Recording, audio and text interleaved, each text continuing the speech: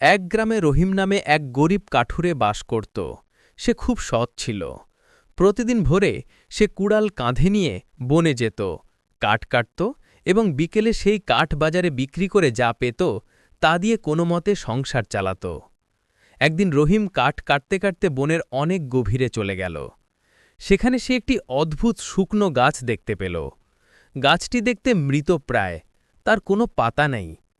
রহিম ভাবল, এই মরা গাছটি কেটে কাঠ নিয়ে যাই। সে যেই না কুড়াল তুলল, হঠাৎ গাছটি মানুষের গলায় কথা বলে উঠল।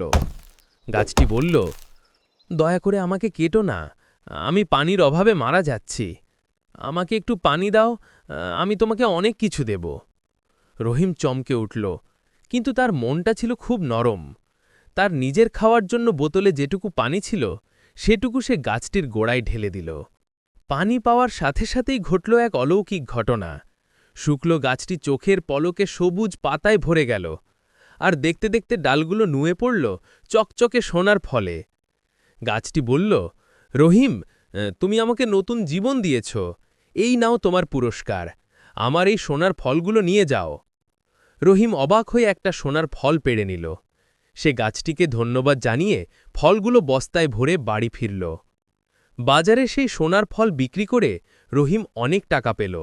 সে তার ভাঙা কুঁড়ে ঘর ঠিক করল, নিজের জন্য জমি কিনল এবং পরিবারের অভাব দূর করল।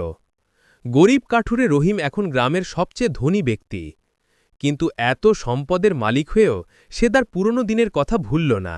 সে গ্রামের গরিবদের সাহায্য করতে লাগল এবং সেই জাদুর গাছটির যত্ন নিতে মাঝে মধ্যেই বনে যেত।